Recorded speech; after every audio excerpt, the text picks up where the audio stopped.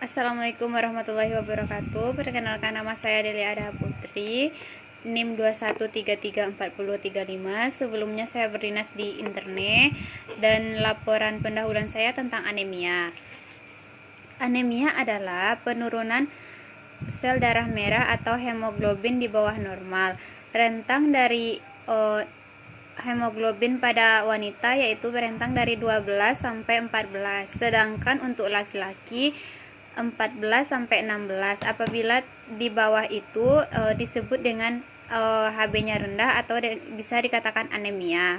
Anatomi fisiologinya yaitu darah merupakan cairan di dalam pembuluh darah yang memiliki fungsi transportasi oksigen, karbohidrat, metabolik, mengatur keseimbangan asam dan basa, dan mengatur suhu tubuh dengan cara konduksi. Selanjutnya, etiologi atau penyebab dari anemia yaitu kekurangan zat besi, kekurangan vitamin B12, pendarahan akibat wanita setelah melahirkan bisa atau pada ibu hamil. Selanjutnya, terbuangnya atau kebanyakan darah yang keluar pada wanita yang lagi haid dan akibat suatu penyakit.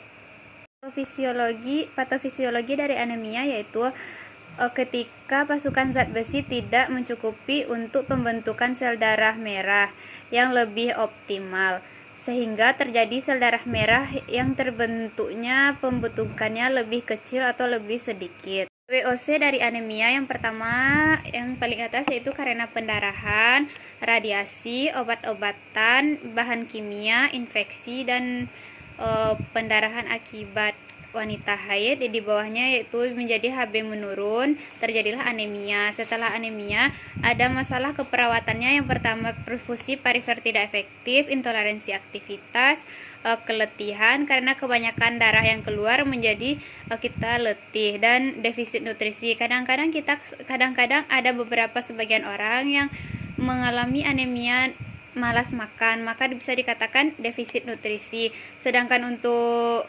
keletihan karena pasiennya kurang makan dan jadi bisa masalah keperawatannya itu yaitu keletihan. Sedangkan intoleransi aktivitas karena kelemahan tadi. Manifestasi klinis dari anemia secara umum, yang pertama HB-nya menurun kurang dari 10 atau sebagai rentan yang saya sebutkan tadi, yaitu pada laki-laki 14 sampai 16. Kalau di bawah itu bisa dikatakan HB-nya menurun, sedangkan untuk yang wanita HB-nya di bawah 12 sampai 14 tadi. Selanjutnya yang kedua, penurunan berat badan, kelemahan, takikardi atau detak jantungnya cepat. Selanjutnya tekanan darahnya menurun, kulitnya pucat, mudah lelah, mudah letih, sakit kepala kadang-kadang atau bisa dikatakan sakit kepala, sering istirahat atau bisa dikatakan sering mengantuk. Selanjutnya yaitu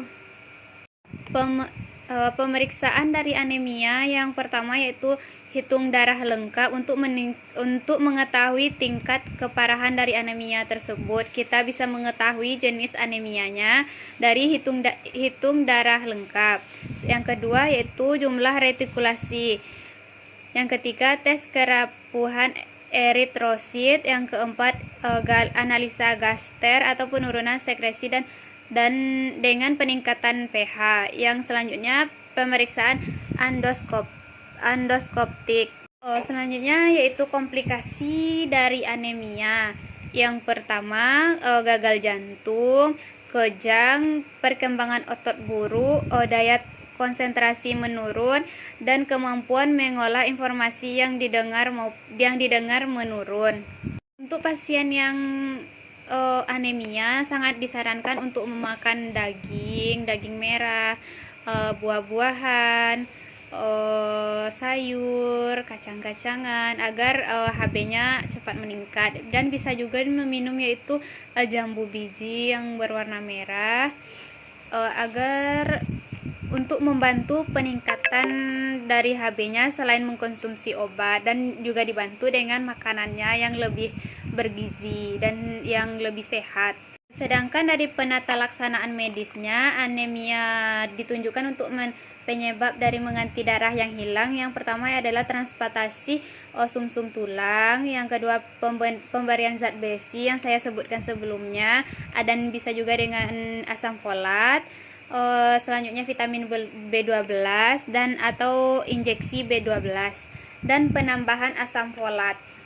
Asuhan keperawatan teoritis dari anemia seperti pengkajian sama seperti pasien-pasien normal yang biasanya nama, umur, tanggal pengkajian, jenis kelamin, agama, status pasien, dan kita tanyakan keluhan utama dari pasien anemia ini biasanya yaitu lemah, pusing, dan sakit kepala yang keluhan utamanya, dan riwayat penyakitnya sekarang yang biasanya juga sakit kepala, nyeris, sulit menelan, berat badan menurun, dan kemampuan aktivitas pun menurun yang lebih cenderung dibantu oleh keluarga.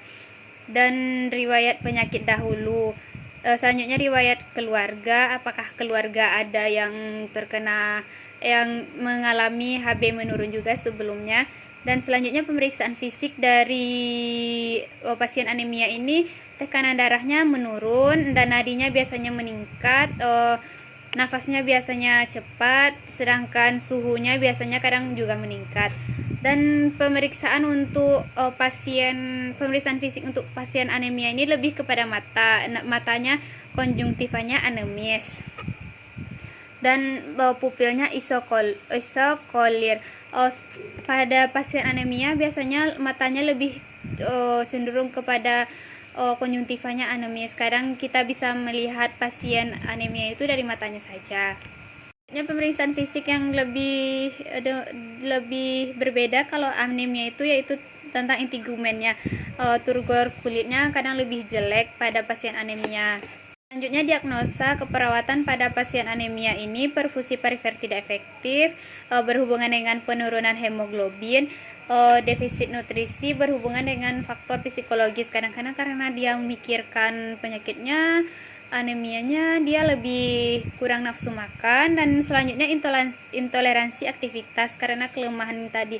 Karena kelemahannya itu karena HB-nya turun, makannya juga kurang, jadinya dia mengalami kelemahan. Risiko infeksi berhubungan dengan ditandai dengan penurunan hemoglobin. Intervensi dari perfusi perifer tidak efektif yaitu perawatan sirkulasi. Kalau defisit nutrisi, intervensinya yaitu manajemen nutrisi. Selanjutnya intoleransi aktivitas, intervensinya manajemen energi. Dan risiko infeksi, pencegahan dari infeksi agar tidak terjadi infeksi, maka kita lakukan pencegahan infeksi. Baiklah, sekian dari penjelasan saya tentang anemia. Lebih dan kurang, saya yakin dalam video ini, dalam penjelasan saya ini masih banyak yang kurang, yang masih banyak akan dibenahi.